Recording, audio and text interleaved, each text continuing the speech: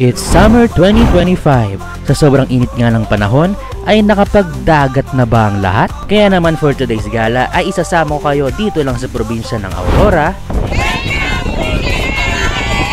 Welcome to the Batanes of the East, Dingalan!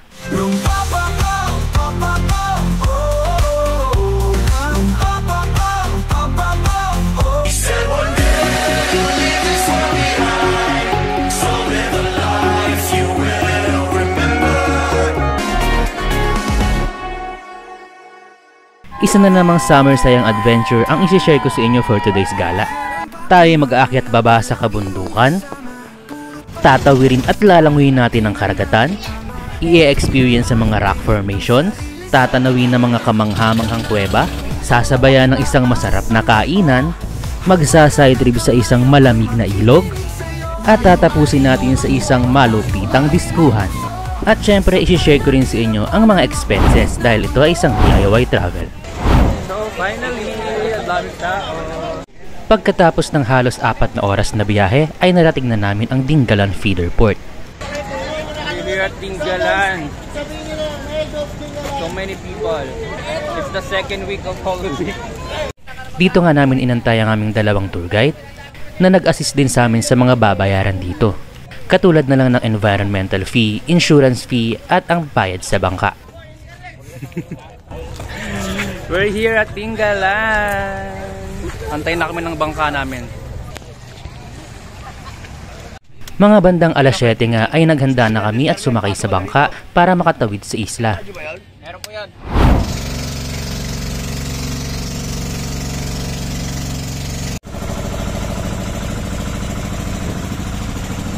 Mga 15 minutos ay narating na nga namin ang White Beach ng Dingalan. Dahil hindi kami nakapag-group video doon sa Dingalan Feeder Port, ay dito na lang kami nagpakuha sa aming human drone, este tour guide.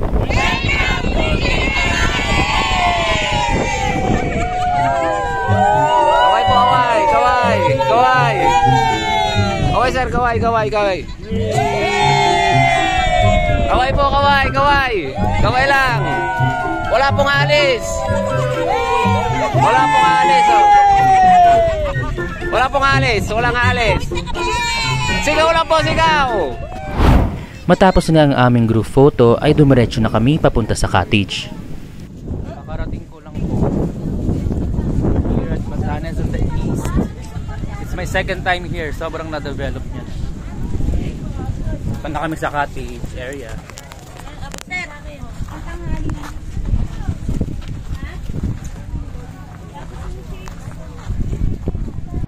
At dahil nga hindi pa kami nakapag-almusal, ay dito na namin kinain ang aming baon na spaghetti. At dito na nga namin sisimulan ang pag-hike papunta sa Mountain View ng Dingalan. So mag-hiking na kami papunta dun sa Mountain View. Ito yung talaga yung pinupunta dito sa Dingalan.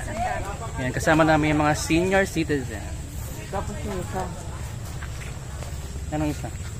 Yung isa. Hindi, yung lighthouse, i-skip na natin. Pero dun sa view na yun, matatanong mo na yung lighthouse. Kasi pag inakyat pa natin yung lighthouse, hindi na tayo makakapag-island hopping. Wala pa nga kami sa starting point ng pag-akyat, ay hingal na sila. Hey ma'am. Gusto di po manay? Manay po, manay. Gusto ko nakakaya. At sinimulan na nga namin ang pagsulong. Talagang mapapalaban ang tuhod mo dito dahil matarik ang aakyatan. Tagaban yung balikong! Talagang dinarayo ito ng mga turista kahit mahirap akyatin dahil worth it naman pagdating sa taas.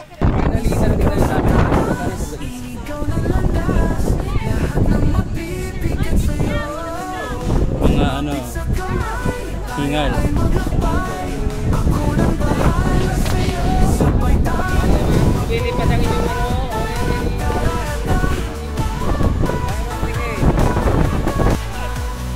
Maraming ang turista kaming nakasabay dahil bukod sa weekend kami nagpunta ay second week ito ng Holy Week.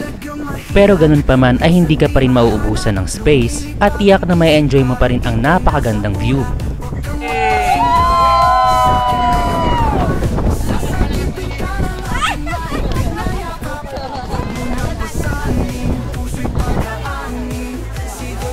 lot of people.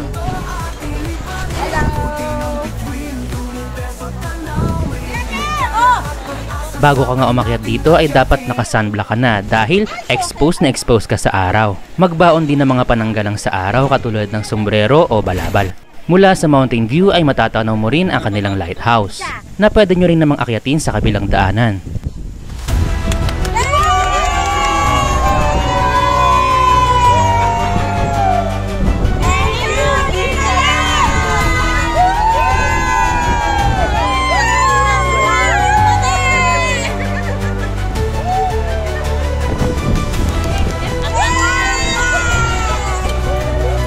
One more!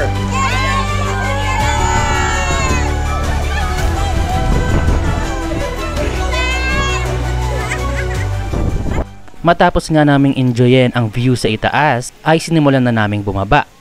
Dahil bukod dito ay marami pa rin kaming pupuntahan.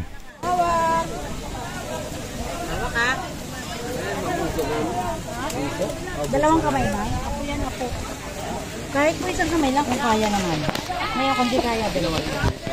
Dahil nag-iisa lang anak ng lalaki. Siya na ang Maging sa pagbaba ay nakakahingal pa rin talaga, kaya dapat ay meron kang daladalang tubig. Mga bandang alas 9 nga ay dumarami na ang tao, kaya dapat kapag pupunta ka rito ay medyo aga-agahan. So, nauna na kaming bumaba. Worth it naman ang pagpunta sa taas. Masayang masaya ang ating mga kasama. Pero, mga pagod na pagod din. Ito, first time pumunta rito. Maganda? Maganda, maayos na at nang malamig. Meron nga rin kaming baong buko pinipig salad para pang palamig. So kami ay mag-island hopping na.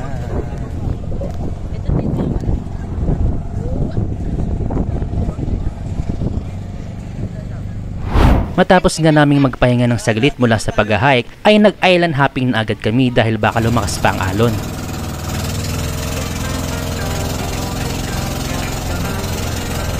Mula nga dito sa bangka ay tanaw na namin ang inakyat naming bundok kanina. Kami ngayon ay tutungo sa Lamau Caves.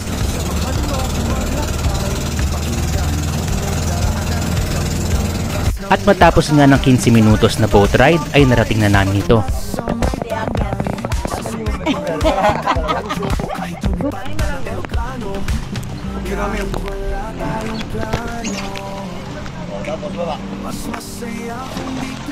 Upang makasampa sa mga rock formation ay kailangan mong bumaba ng bangka at lumangoy patungo doon.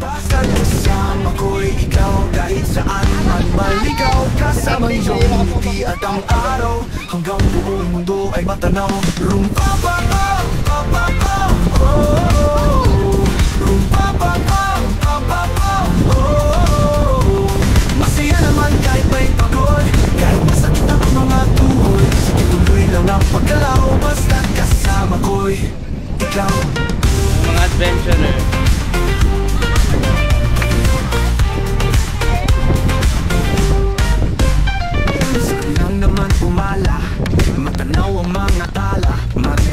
Kung hindi ka naman marunong lumangoy ay walang problema dahil i-assist ka ng mga tour guide para makita ang mga caves na ito. Parang ni-rescue. Sabi nila gastos ang yan, di nila alam na mahalaga yan. Mahalaga sumayang, umiti at makaramdam ng konting kalma. Sa mundong magulo o nakakahilo, dapat lang na minsan tumakas tayo. Takas lang tayo, dahil pagkabukas wala na lahat ng ito. Kaya kahit wala tayong plano, mas masaya kung di plinano. Kahit wala tayong plano, basta kasama ko'y ikaw. Kahit saan man maligaw, kasama yung ngiti at ang araw, hanggang buong mundo ay matanaw. We're here now sa Lamau Caves. Mainit at mabato. Pero maganda. Tingnan mo yung paa natin. Aming mga paa. Hindi na magkakaparehas. Pwede mo nga pasukin at paliguan ang isa sa mga kuweba at mag-picture taking sa loob nito.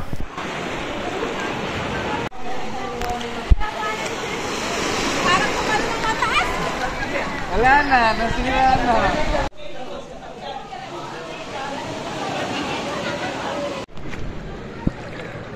Upang hindi na nga umakyat sa rock formation ay nilangin na lang namin papunta sa bangka. Huwag na tayo dumaan kasi doon tayo sa dulo eh. Dito talaga. Akyat na po ba? Akyat na po ba?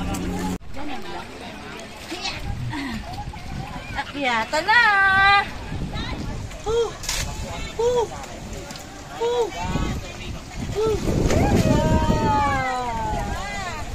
Ganun lang pala yun.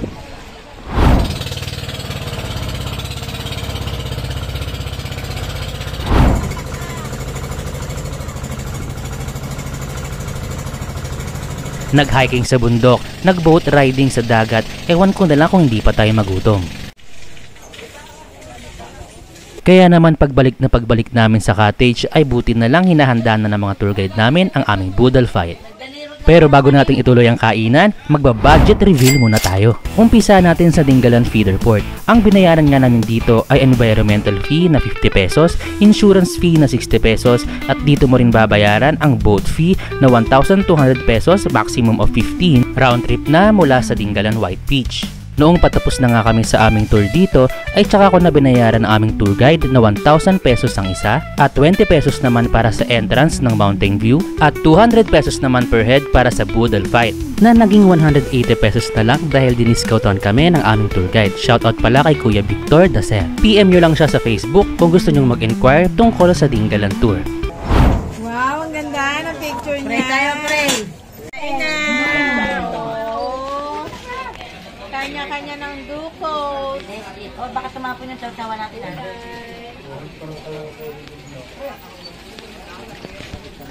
Kain na kami. Kain na rin kayo. Hindi ko makita. Ayun, nakita din.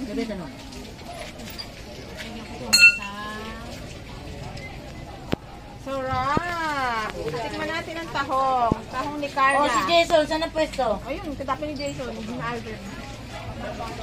Ang tahong. Paano naman pumunta ng Dingalan?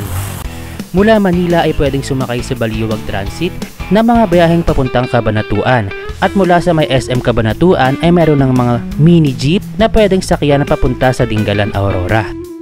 Matapos nga ang aming kainan at pagbabanlaw ay nag-decide na kaming bumalik sa Dingalan Feeder Port dahil meron pa kaming side trip na pupuntahan.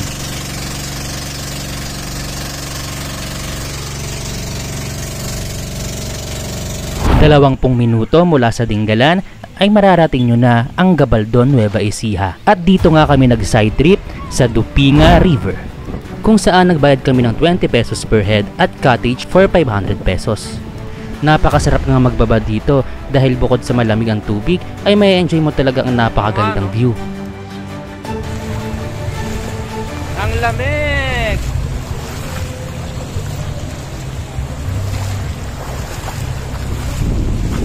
Ganda ng bundok oh.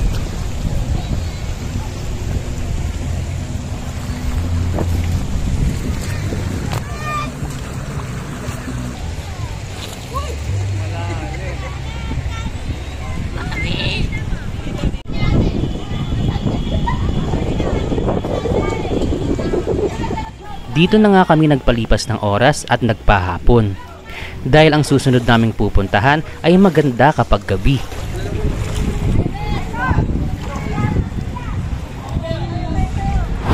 Matapos ang 2 oras na biyahe ay dumiretso na nga kami dito sa The Pavilion Farm and Resort. Ang sikat na floating restaurant dito lang sa San Leonardo, Nueva Ecija.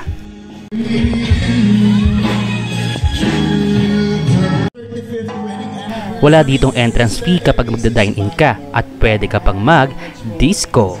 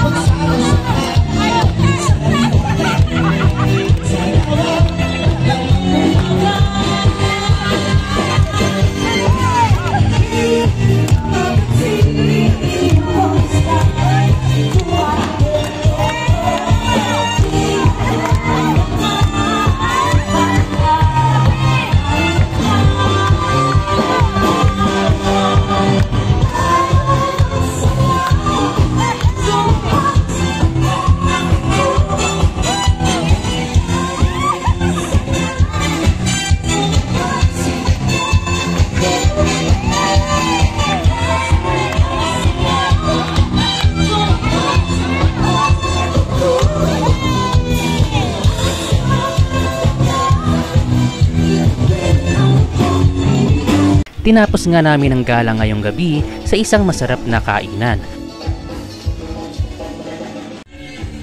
Umorder nga ako ng isang crispy sinigang, crispy kare-kare, sinampalukang kambing at mixed pansit. Lukang kambing.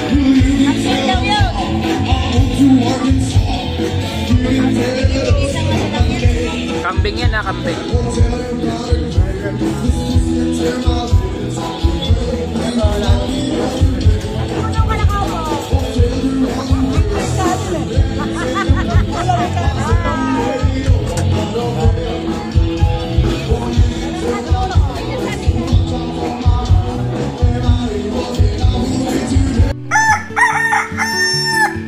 At dito nga kami nag-overnight sa Rivera Family, dito lang sa Rio Chico, Batog, Nueva Ecija. At dito na rin kami naghanda ng breakfast na isang boodle fight na naman. Shoutout nga pala kay Tita Gina at Tita Angie na siyang naghanda ng breakfast namin.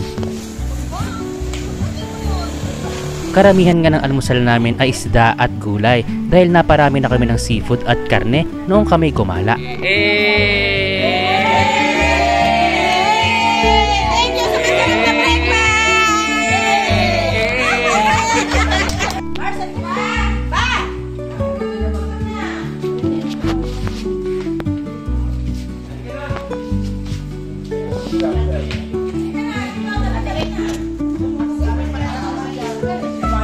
At uwi na! Dito na nagtatapos ang aming Summer Adventure 2025.